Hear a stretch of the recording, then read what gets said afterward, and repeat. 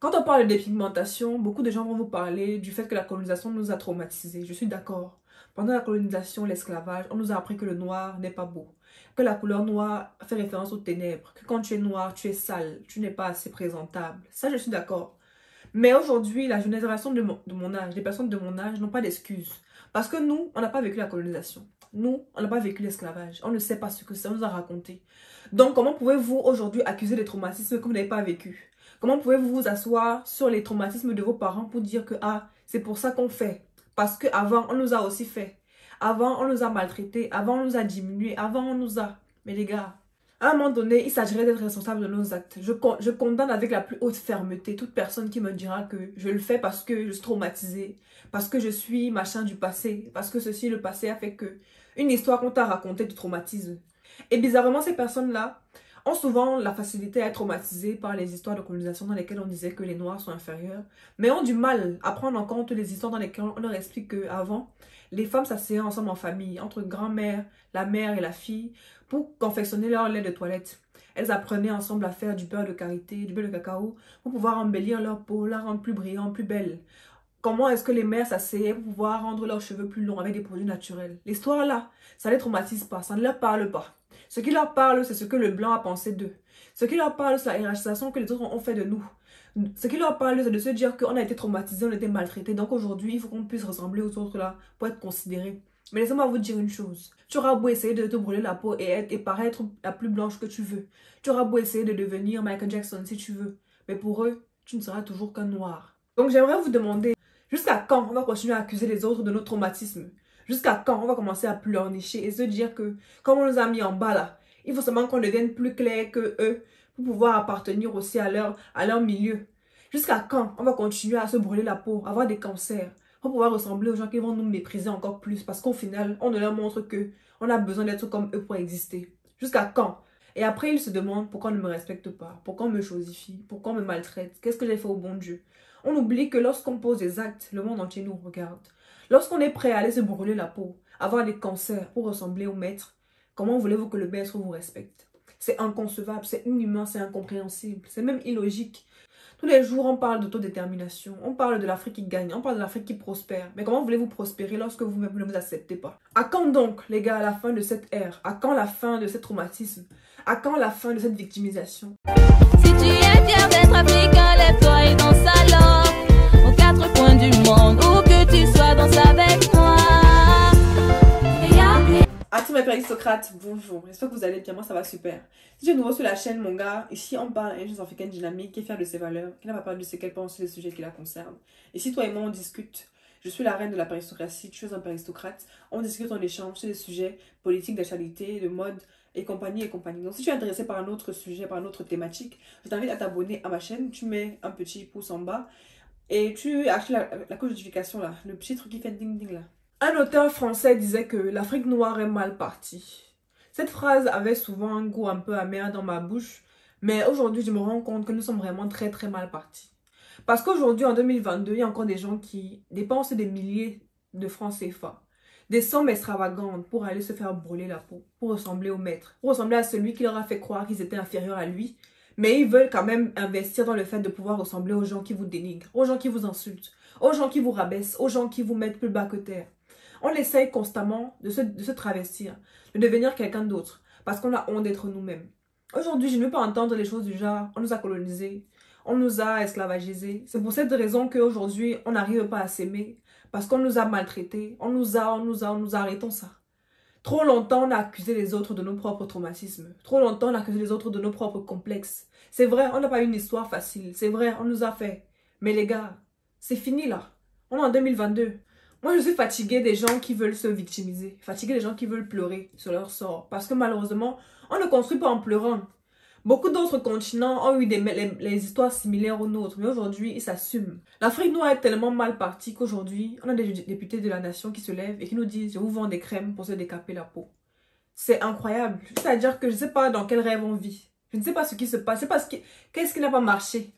Qu'est-ce qu'on a raté? C'est quel plan, c'est quelle partie de le film qu'on n'a pas bien écrit? Parce que je comprends pas. On doit quand même pouvoir avoir une certaine morale qui nous empêche de faire certaines choses. C'est inconcevable, c'est incroyable. Voilà pourquoi je dis souvent que la politique et le business ne vont pas ensemble. Soit des politiciens, soit des businessmen. Parce que le businessman, lui, il cherche son argent. Il cherche à remplir sa poche. Mais un politicien doit servir l'intérêt du peuple. Quel peuple veux-tu servir lorsque tu décides aujourd'hui de te lever et nous vendre une crème pour éclaircir la peau? Quel est le message derrière? C'est quoi le truc qu'on veut nous dire? Qu'il faut être comme elle, qu'il faut être carteronne pour pouvoir avoir une place dans la société camerounaise? Est-ce qu'on pense à l'éthique, à la morale dans ce pays? La norme d'une chose, c'est ce qui est fait par le plus grand nombre de personnes. Ça veut dire que si par exemple tu arrives en France, on va te dire que la norme c'est d'être blanc. Si par exemple tu arrives au Cameroun, normalement la norme devrait être d'être noire parce que la majorité des personnes là-bas sont noires.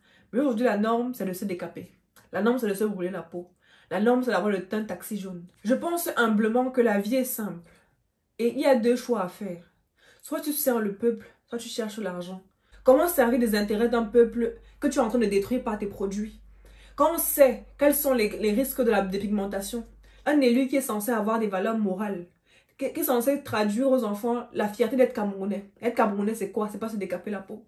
Être Camerounais, ce n'est pas se dire que quand on est noir, on ne peut pas être accepté dans la société. Être Camerounais, ce n'est pas avoir honte de sa peau. Je suis désolée. Être Camerounais, c'est être fier de soi. Parce que le Camerounais est fier, le Camerounais est indomptable. Je disais moi-même dans une de mes vidéos qu'on ne peut pas être complexé. On ne peut pas avoir certains complexes et puis les Africains ne gagnent pas l'argent dedans. Je disais que si on veut boire des bières pour se saouler, autant mieux boire les bières de nos frères. Je disais que si on veut porter des perruques, autant mieux porter des perruques créées par nos sœurs. Je disais que si on veut se décaper la peau, autant mieux se décaper la peau avec des produits créés par nos frères et nos sœurs de notre continent. Au moins l'argent va rester chez nous, on va se tuer entre nous et puis c'est bon. Mais ce qui me dépasse, ce qui me dérange, c'est que lorsque je disais ce message, je m'adressais aux entrepreneurs. Mais aujourd'hui, on voit que la barrière entre politiciens et investisseurs et puis businessmen est floue. Tout le monde veut faire le travail de chacun. Chacun veut devenir tout le monde. Alors que tout le monde ne peut pas être tout le monde. Madame Nourane Foster, j'ai des questions à vous poser. Vous avez des enfants, vous avez sûrement des nièces, des cousines, des sœurs. Est-ce que vous accepterez que votre enfant, votre nièce, aille se dépigmenter la peau pour ressembler à une carteronne? Est-ce que vous accepterez que vos enfants aillent prendre des risques de cancer de la peau parce qu'elles veulent paraître plus claires? Je ne pense pas. Et à ce moment-là, si vous n'arrivez pas vous-même à accepter des choses pour vos enfants, je refuse que vous puissiez donner ces choses-là à mes jeunes sœurs. Madame Nourane Foster, je m'adresse à vous. Parce qu'aujourd'hui, je pense que la jeunesse africaine, la jeunesse camerounaise a fait confiance parce qu'elle a vu en vous une personne qui leur ressemble, une personne jeune, dynamique, ambitieuse, qui avait l'ambition de nous montrer que c'est possible. Grâce à vous, on a cru que c'était possible. Mais aujourd'hui, je suis outrée, je suis décontenancée. Je suis même offusquée de voir que vous avez le toupet de nous proposer ce genre de produit. Comment pouvons-nous, aujourd'hui en Afrique, au Cameroun, avoir pour ambition d'être député, pour vendre à son peuple une crème qui est censée venir leur donner une couleur qui appartient aux autres? Parce qu'au Cameroun, la norme, c'est pas d'être carteronne. Au Cameroun, la norme, c'est d'être noir. Au Cameroun, la norme, c'est d'être foncé. Au Cameroun, en Afrique, la norme, c'est de ressembler à Kunta Kinte. Mais ce n'est pas de ressembler au carteron. Il n'y a pas de carteron chez nous. Le carteron vient d'un mélange. Et le mélange n'est pas camerounais. Je pense qu'il est pour nous nécessaire, chers jeunes Camerounais, de se poser des bonnes questions. Où est-ce qu'on va?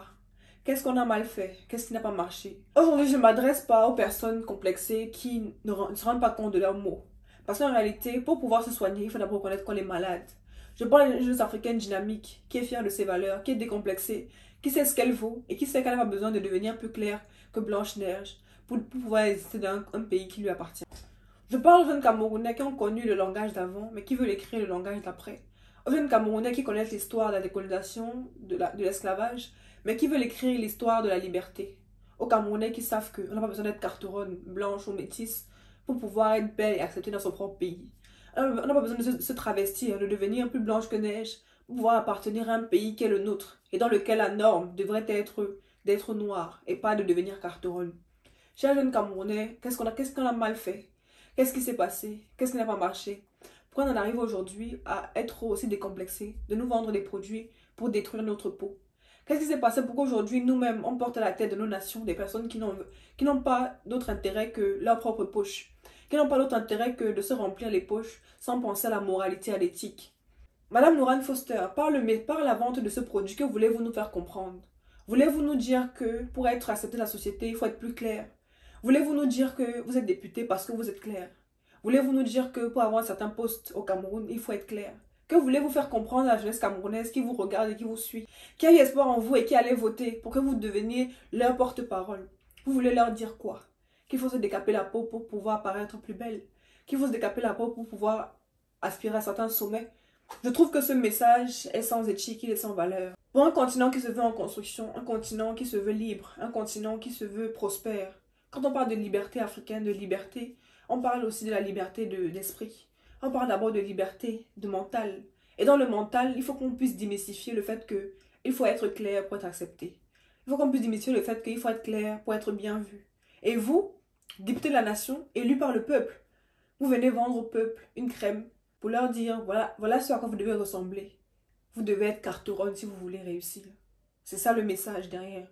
À l'époque de nos parents, les femmes s'asseyaient ensemble pour créer des huiles naturelles.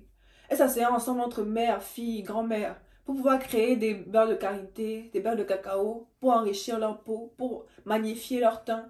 Aujourd'hui, à notre époque, les députés nous créent des huiles éclaircissantes. Cameroun, est-ce qu'on est en train d'avancer, on est en train de regresser? Qu'est-ce qui se passe? Qu'est-ce qui n'a pas marché? C'est tellement rabaissant pour la femme camerounaise de se définir par une couleur de peau qui ne lui appartient même pas. Tellement rabaissant pour une jeunesse qui est en train de se construire, d'avoir des modèles qui leur disent comment est-ce qu'il faut prendre la route vers le chemin de si je savais. Jeunesse camerounaise, prends ton destin en main. Détache-toi de tous les complexes et les vices que la société veut t'imposer. Détache-toi des personnes qui veulent te faire croire que une certaine couleur de peau seulement peut t'amener à certains apogées. Prends les exemples qui sont autour de toi. Charlotte Dipanda, Mama Annie Anzoa, Françoise Foning ou encore Valérie Aïna, Miss Cameroun sont des exemples de femmes camerounaises noires, belles, qui ont réussi, non pas par une couleur de peau carteronne, mais par ce qu'elles avaient ici. Il s'agirait de se ressaisir, parce que le Cameroun dont vous rêvez, le Cameroun dont je rêve, c'est un Cameroun où on n'a plus de complexe, un Cameroun où on s'accepte, on s'assume, un Cameroun dans lequel nous nous trouvons belles, nous nous trouvons intelligentes, peu importe notre couleur de peau. Je rêve d'un Cameroun dans lequel la norme, c'est d'avoir la couleur de peau que Dieu nous a donnée. Un Cameroun dans lequel la femme se sent belle, peu importe la couleur de peau qu'elle a, et qu'elle n'a pas besoin d'aller s'éclaircir la peau, se créer des cancers, parce qu'un député X ou Y lui a fait croire qu'il fallait le faire pour pouvoir arriver à certains apogées. Je rêve d'un Cameroun qui prospère, qui gagne, un Cameroun qui est indépendant, un Cameroun qui n'a plus de complexe, un Cameroun qui n'est plus attaché à quoi que ce soit. Les gars, croyons en ce Cameroun-là parce qu'il est possible. Et pour qu'il soit possible, il faut qu'aujourd'hui on commence à démystifier dans nos têtes le fait qu'être blanc, c'est être bien. Tu t'abonnes à la chaîne, tu likes, tu commentes, tu partages, tu mets un pouce en l'air, tu me dis en commentaire ce que tu penses. Et on est ensemble pour la prochaine vidéo.